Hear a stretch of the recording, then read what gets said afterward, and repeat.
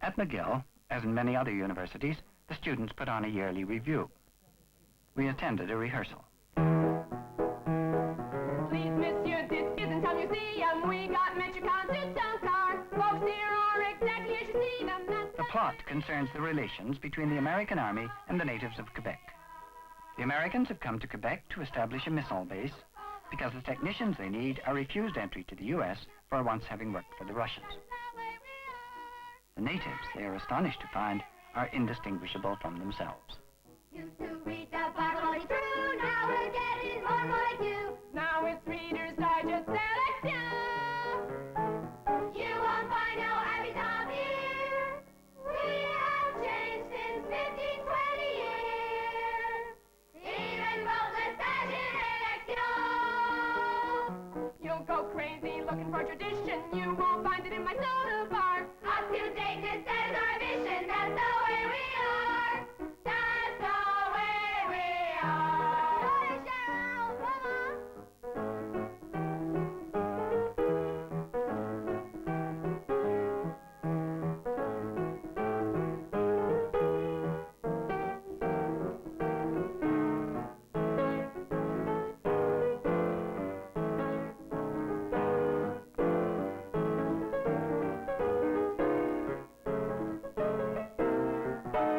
What, dear madam, are you trying to tell me? What bill of goods are you trying to sell me? If your American is apple pie, where are the natives and why? We are the native. You don't seem to know it. Well, if you are the natives, you sure don't show it. Where are your mystic fertility rites? We watch Gunsmoke Saturday night. Don't go thinking you're the only nation that got Metropolitan some car. We got suburbia and got inflation. That's the way we are. That's the way For some students, the excitement of this newfound freedom is the beginning of a change. That's the way we are. The long years of training before university are spent mainly in learning to read, write, figure, and amass some facts. Only at the university level are the student's critical faculties really given play. He is encouraged to criticize and evaluate, not only the world around him, but the larger world into which his studies lead him. In the second-year philosophy class, we saw different reactions to this kind of stimulation. Then later on, he comes and tells us that we must propagate a few fictions. That if there are going to be untruths taught to the young, they must be such as we, who are operating the educational system for the ultimate good of the state, set before them. And so, for example, the fiction, or the big lie, that we are all products of the state as minerals are the products of the earth. Now, this is a lie that Plato will suggest is necessary for the training of the young.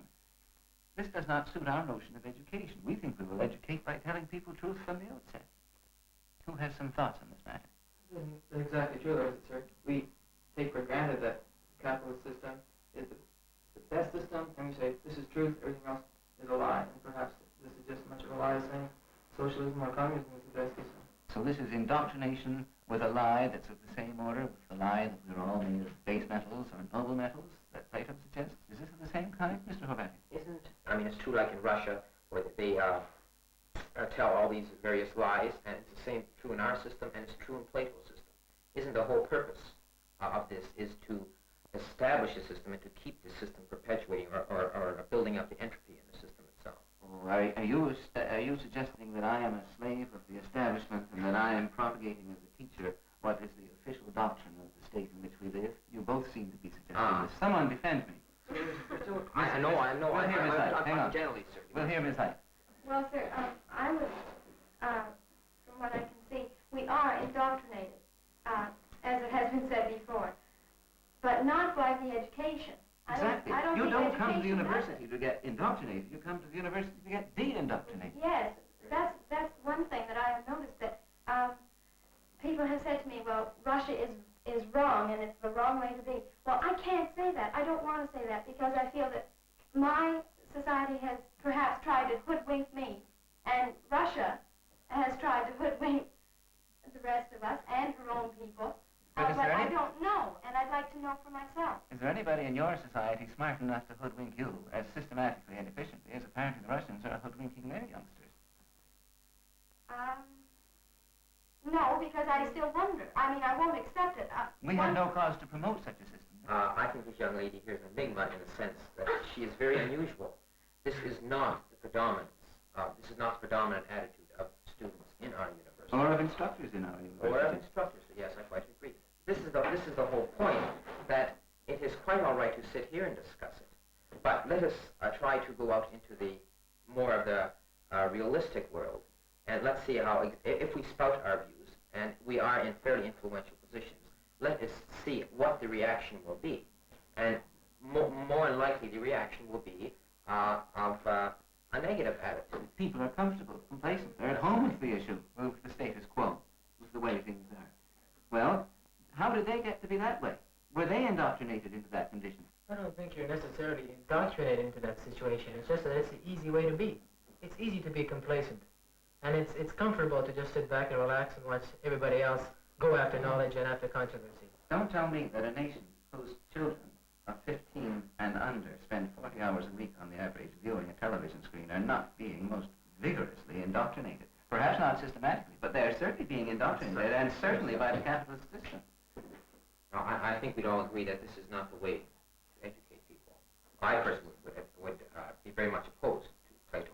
I think I would substitute for this to tell people all truths and untruths. I mean, this is the criteria you have to use for this is relative.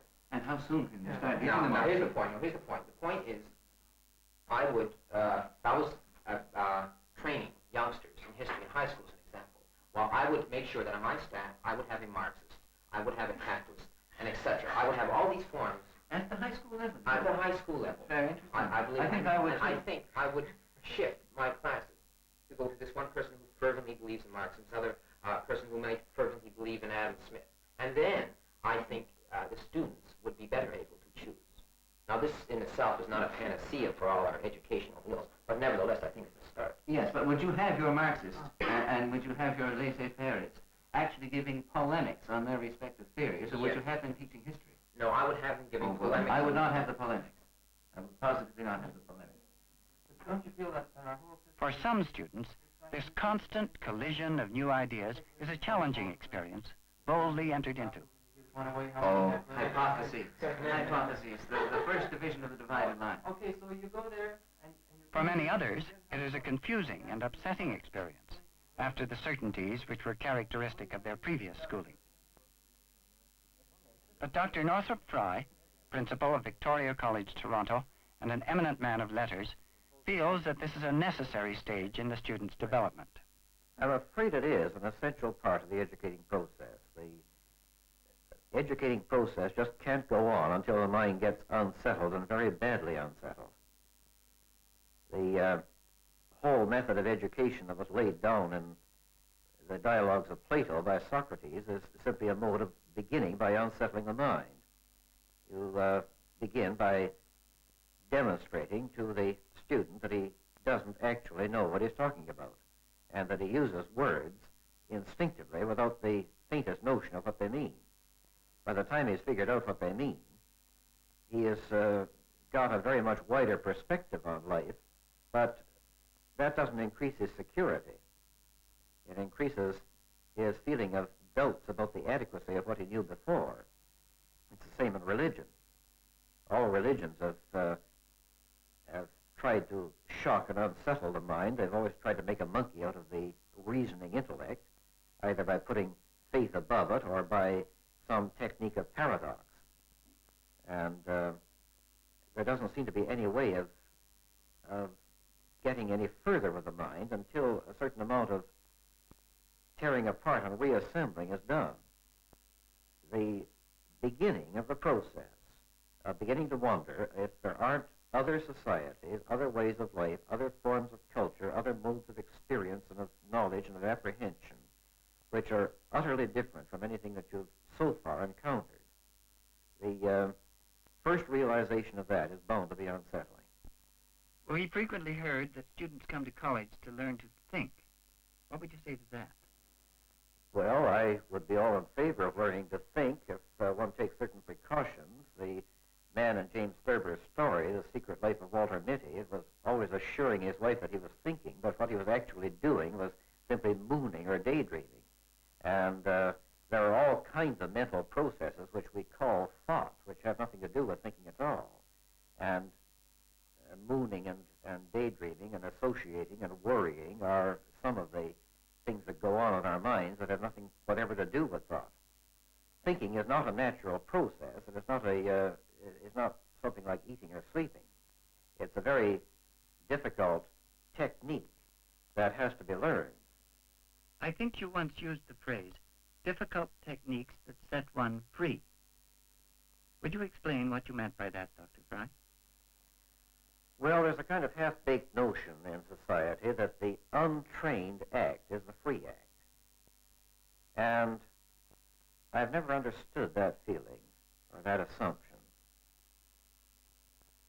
If you have a musical ability, for example, as expressed in an ability to play the piano, you sit down, you practice the piano for many long and weary hours, and by doing so, you eventually begin to set your own musical talent free.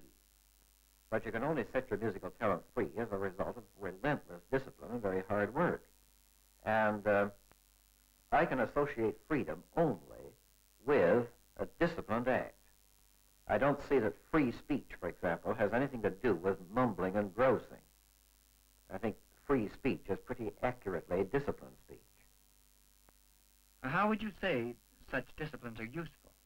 Most people feel that the study of literature, for example, hasn't much to do with real life. Well, what's real life? Is real life the life that is actually being lived around you, or is it the life that man could live? What the university tries to give you is a sense of what man could do on the basis of what he has done. The whole aim of university education is to get you maladjusted to your actual society, because it tries to make you compare the society that you're living in with what humanity has shown it can do. It tries to get you to compare the morning paper or the weekly periodical that comes into the house with Shakespeare and Milton. It tries to get you to compare the kind of sympathy with humanity that you can read in the news or hear over the radio with the wisdom of the philosophers and the love of the saints. And in all those, it's continually measuring what society is doing against what society in its greatest moments has done and could do. And it says that the latter is what is real. He finds that even Dr. Fry had once written, "The university preserves the memory of mankind." At one of his informal seminars, we found fourth-year students arguing about whether an ordinary man of the present day can be a great tragic figure in a dramatic work. The case in point was the effectiveness of Willy Loman, the central figure in Death of a Salesman. And in what does it consist? In his tenacity, the way he won't let go of his dream. If it were sort of a compelling dream, you could see why he was being tenacious. But as it is, it's a very sort of commercial thing. And Oh, I object. I think it isn't at all commercial. I think his dream is the dream of all mankind translated into the terms of his day and age. And that is the dream to be the top, at the top, the number one, the god. But let's take a parallel. Let's take the case of King Lear, who was a tremendous titanic figure, the biggest in drama, I suppose. And yet, Lear tries to become heroic through his royalty and finds that the only way he can achieve any dignity at all is through a rather weak and suffering humanity when he's being cuddled by Cordelia. This is the point, I think, that between Willy Loman and Lear, is that Lear comes through it and realizes that in this lies his dignity. But Willy never realizes he dies mad. Do you know what I thought was the most moving passage of that play? It was when his son, Biff, said to him, "I'm a dime a dozen, Pop, you know that. And you're a dime a dozen, too." And his father said, "I I am not a dime a dozen, and neither you. I am Willie Loman, and you're my son. And suddenly at that point, my mind went back to a very different play, Webster's Duchess of Amalfi, where they come to kill her and try to make her reconcile with being killed, and she stands with her back to the wall and said, I am the Duchess of Amalfi still. Now, I think that that's a heroic statement, and it's when you're falling back on your humanity that you achieve a heroic dimension. Gradually, as he acquires the habit of trying to understand the experience of other ages, the student may begin to reach some understanding of his own times, his own experience. Does it have to exist first in the mind of the creator? That's something I feel very strongly about. This is where I think it is tied into real life. I think only a man of the stature of Sophocles or of Shakespeare, who has to a greater or lesser extent experienced what Lear goes through, what Oedipus goes through. In other words, you're saying that King Lear is a reflection of Shakespeare's own life, and that's why he wrote King Lear? No, I think that's very unfair to Shakespeare. No, I'm not saying that's why he wrote King Lear, but I don't think that he could have written King Lear without having the deepest, most profound elements of King Lear. I think Shakespeare must have been very highly aware of. Of course, not all students seize the opportunity a university offers to become familiar with the larger world. We reminded Dr. Fry of a remark to the effect that exposure to a university education is not in itself automatically beneficial. It is certainly possible to collect every degree that a university can hand out and still not be an educated man. There is a difference between manipulating the machinery of learning and actually letting the learning affect you as an organism. Anybody can operate the machine.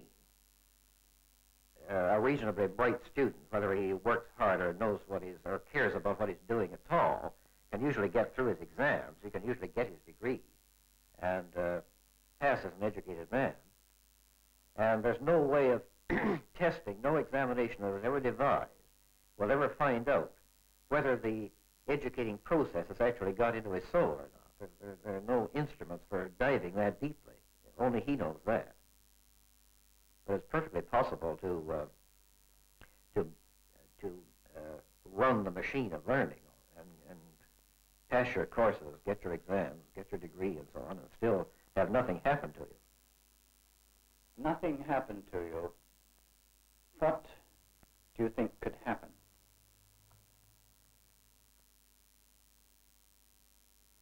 Well, I think that there are two ways of going ahead. You can go ahead like an express train, or you can grow as a plant does. What can happen to a student is the growth of his mind. And most of us live with, I suppose, 8 to 10% of our total mental capacities. And whenever a student feels that a little higher percentage of his mental capacity is being used, he feels that he is growing inside. That will be marked in all kinds of ways. It will be marked by an increase of wisdom and tolerance and sympathy in ordinary practical affairs. But nobody can devise any method for making this automatic. The student must do that himself. This is the first time that I have heard the word wisdom used, which I expected to hear a great deal of. I suggested this to a student who said, well, how often do you hear wisdom nowadays? How often do you hear sin? Suggesting that these are meaningless terms at the present day. What do you think? Well, terms such as wisdom and sin are certainly completely meaningless to people who are operating, as I say, with 8 to 10% of their total mental capacities. To understand the seriousness of such ideas, your mind has to grow up to the context in which words like that can be used. And that is partly what I meant. The old distinction between wisdom and knowledge is really a distinction between the mind's actual growing and operating the machinery of learning. This world in which thought, reflection, learning, music and science, laughter and manners have their place is very new in the human experience. Human beings roamed the earth for at least 500,000 years, leaving no trace beyond the empty skull. No sign, no word. Civilization began only when the mind became venturesome. And it is unthinkable that in this generation, the mind will not continue the human adventure. At York University, we found youngsters, just at the beginning of their higher education, wrestling with the question, should man now continue to pursue knowledge wherever it may lead? The argument had begun when we asked, do you think scientists have a moral responsibility to society? Suppose, for instance, that a scientist found the secret of life, and he could instill life into what were dead cells. And you can imagine the implications if he loosed that in the world. People would be, you can imagine all sorts of fantastic things, making human beings and all sorts of things. Don't you think that this kind of thing would be better to die with the man? No, evidence. Sherry, Well, I do. I don't know if that's right, but that's the way I feel I don't about think it. that man has any right to decide what's going to be good or what's going to be bad for the human race. what about the atomic, let's take atomic energy, before the idea of the atomic bomb. The scientists working on the atomic energy. Now, a man could have said, one scientist could have said, look what this will do for the world. It'll be an unlimited source of energy. Men can stop working. This will be heaven on earth for men. The next scientist working in the next obstacle, he could say, oh, look what this could do. It could wipe man out all over the earth. I don't think it's the scientist's fault, because I think it's whatever society does with it. Both alternatives are possible. Yes. Atomic energy could have been the greatest boon to mankind that ever had. See, and it is, but was the scientist, did the scientist have anything to do with how it was used? No, he didn't. Well, why not? Well, then I should don't he think have? has any- Well, if you have a moral obligation to society, you've got to protect it from itself. But look what you're holding back from society. You might be holding back the whole secret of life from society. Well, then let's Well, do no, that. that's too momentous a decision. The Yeah, self-censorship that's amounts right. to self-destruction. A man can't do this. But do you mean to tell me that if a scientist discovered how to destroy the world, which he has, and if he, in his laboratory, let's carry this to extremes, now he has discovered, or he thinks that if he puts this thing with this thing, the world will blow up. So, tries it, the world blows up. Now, there's nobody to blame, because he made it, nobody's to blame, because that was just a discovery. And it was the truth. It was the ultimate truth, because but it is blew up the world. If Einstein hadn't discovered, or the people that are working on the Manhattan Project hadn't discovered the method of making an atomic bomb, people were going to discover it sooner or later. You can't keep suppressing it for 10,000 years. It's got to come out sometime. I mean, it's impossible that with the example of the sun, which is the same process, that people wouldn't have eventually discovered the method of making an atomic bomb. Whether society would have been more ready for it in 500 years is not the question for the scientist to answer. Maybe. No, the point is, but what we're saying now is that it's tough, you know. Some of these things are tough, and some of these things are dangerous, and some of these things you'd rather not face. But if you don't face them, it amounts to dishonesty. As far as Even if nobody else knows, it amounts to dishonesty to yourself, and this is the most corrupting thing. If a scientist discovers something, if he thinks that, if he knows that this is going to be used in a bad way, doesn't he have as much a responsibility as the politician does to Yes. Maybe not to the do person, certain but things with it? that's different from being But a he- scientist. No, but we're talking about, but this is a radical question of honesty. If he withholds it, he's being dishonest. Oh, no, just a minute. Well, maybe he's decided it would be right to withhold it. Then he's being honest to himself, isn't he? No, it's Yes. not. No, it's because not, it's always not got two betraying. applications, an application for This good is and an reaction. application for evil. You just can't hold this back. You have to cope with it for what it is. This isn't to try to shove it under the carpet. Just won't work.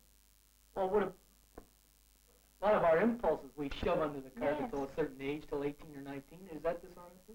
So you can get married? Do you call that dishonesty? There's all sorts of things that like that.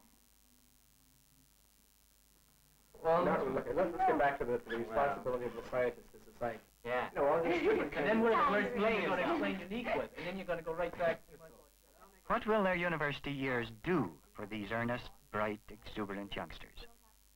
The eagerness, the potential certainly is there, if the university can measure up to it. You can't take a look at a person and say, there's a soul right beside the brain over here, and I can take it out and show it to you, and this is the reason for his uniqueness. And a person... See, you're not. Why? All of Why you is that you're more pulling rational? dirty tricks. You're pulling uniqueness, soul, Okay, Rick, what's responsibility. wrong? You can't say rational? anything. You can't come up to me and say, I know this. You can't say anything if you're going to use your liner. You can't even say you're here. No, you I'm not. have to Listen, bury first of all- yourself. Can't you give me the right to come up and say, I believe this? Does it make any difference to you, really? I have a shovel. Then why don't you just go and bury yourself? Because otherwise, because discussion degenerates into speech making at one another. No, no, You no, can't- no, you can't no. question You one have to another. accept...